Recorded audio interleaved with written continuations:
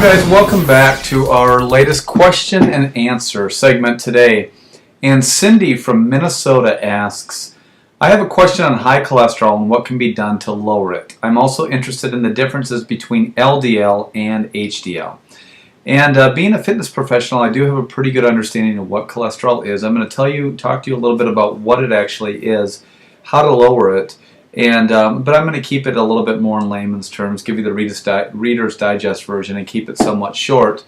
And there's some wonderful supportive articles if you go on the internet and just look up how to lower cholesterol levels, LDL, HDLs.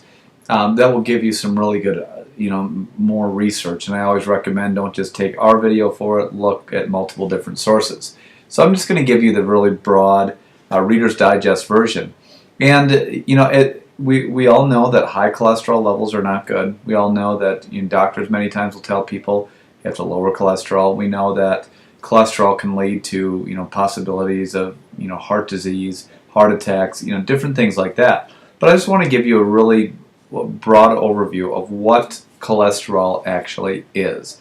And we know that there's actually two different types of cholesterol. We know that there's LDL and HDL. And LDL is what we consider your good, LDL is your bad cholesterol, and your HDL is your good cholesterol. And what they stand for is low density lipoproteins and high density lipoproteins. And low versus high things. We're going to talk about that in just a second. But the last portion of that explains what cholesterol is. Lipoproteins. It's a combination of lipids, which is fat, and proteins all together. And the most important thing is it's like thinking about blood pressure. People think, oh, I have high blood pressure. I need to have no blood pressure. Well, you want to have moderate levels. We talk about having balance, and so it's good to have moderate levels of blood pressure, not too high, not too low. It's the same thing with cholesterol. Cholesterol serves a purpose in your body. It serves a very particular purpose, and there's some very positive things that it will help. It will help with the production of estrogen and testosterone, and there's numerous other things that cholesterol does. But cholesterol is one of those things that you want to have in your body. It's just we want to change the ratios of how they're there, and too much is not necessarily a good thing. But when we talk about, let's looking at, okay, what is the difference between low density lipoproteins and high density lipoproteins? And I have a few notes written down that when you look at an HDL, or what we consider good cholesterol, and that's usually when doctors will say, I want you to increase your good cholesterol. Typically, the best way to look at this is if we want to look at like a car and look at HDL as like a Ferrari. And first of all, when we're looking at cholesterol, the way your body produces it is it will, because it needs it, because it needs it for all kinds of different functions. Cholesterol is present in all of your cells. So if your body senses that it's not that it doesn't have enough, it's going to produce it.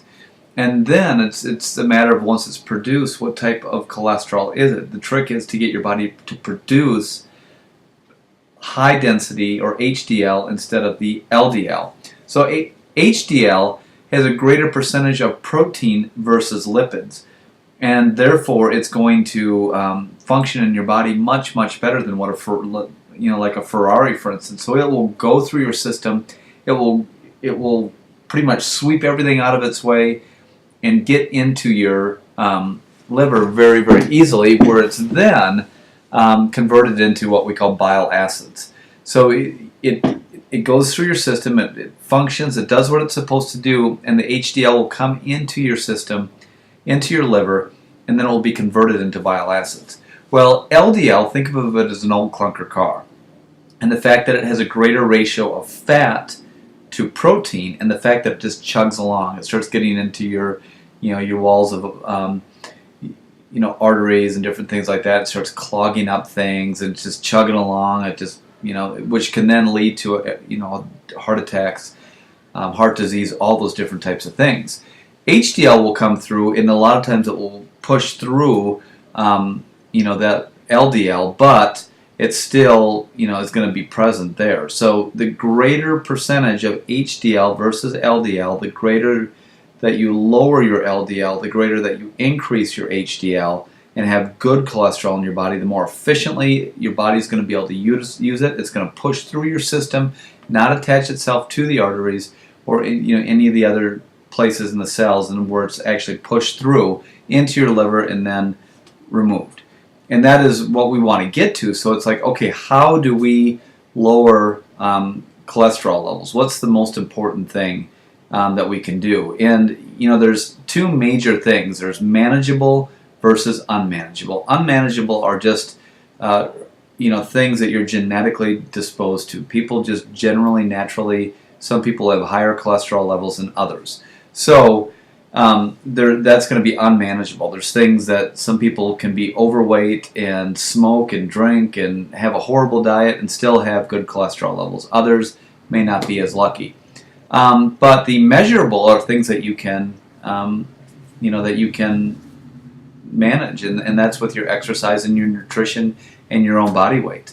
And so probably the best way, now one really important thing that I want to say is with cholesterol levels, eating low cholesterol doesn't mean that you're going to have low cholesterol levels. Eating high cholesterol foods doesn't mean that you're going to have high cholesterol levels. I am not an advocate of the Atkins diet, but the one thing I will tell you is that when people follow the Atkins diet, if they are losing weight, losing body fat, think of your body as a storage unit. And when it's not storing things and it's burning things and you're losing weight and getting leaner, most times the cholesterol levels will drop significantly. LDL levels decrease, HDL levels increase. And usually, if we want to look at what decreases LDL, what increases HDL, the good cholesterol, is usually the same thing. If people get into exercise, if they start moving, if they become more active, if they start walking, get more cardiovascular activity, start building muscle and losing fat, it's the exercise and the activity can help, because what that's going to end up doing is it's going to reduce body fat levels, it's going to improve people's fitness levels, and because their body no longer is storing things and is burning things off, they're going to be, when their body produces the cholesterol, it's going to be producing a greater percentage of the HDL versus the LDL. So, that's the biggest thing is, lose weight, reduce body fat levels, increase lean muscle tissue, just become more fit, and that's probably the most important thing that you can do. And how you accomplish that is everything that we're about. You eat healthier. We're looking at healthier fats, eliminating trans fats, selecting whole grains and fruit and vegetables, things that are very high in fiber, omega-3 fatty acids, nuts, fish, things like that. Those are good things, but you can eat healthy foods and still increase your cholesterol if your fitness levels aren't improving. Just because you're eating those foods doesn't necessarily mean that the cholesterol levels are going to decrease. One of the best ways that I've ever seen to do that is for people simply to improve their fitness levels. And so you're thinking, okay, what do I need to do to improve my fitness? Well, you do things like, you manage your calories, you eat less calories than you're burning, and you manage that. You have a diet that's rich in those things that we just spoke about, which is a part of it. You exercise and do cardiovascular exercise, plus do strength training to build up your muscle, and all of that is going to result in a stronger, leaner body, which is going to make your body more efficient, which turns your body more into a burning unit than a storage unit, and it starts to reduce cholesterol levels. And like I said, I'm no expert, I'm no doctor. I'm just telling you from experience, when you see people get in better fitness shape, when they get their body fat levels to decrease and become more active and stronger, that is the number one component that I've found to naturally decreasing people's LDL and increasing their HDL levels. And so there's things like, exercise, workout, eat better, eat these foods. You'll see all these articles on it, But it's going back to what I said before. You can eat low cholesterol foods and still have high cholesterol. You can exercise and still have high cholesterol. You know, people who exercise don't always lose weight because their diet isn't managed appropriately.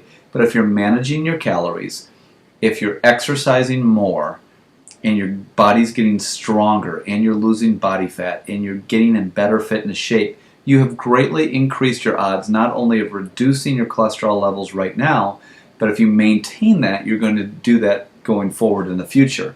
Like I said, there's some wonderful articles written by doctors, written by medical websites that will give you the details on, you know, what cholesterol is, how to reduce it.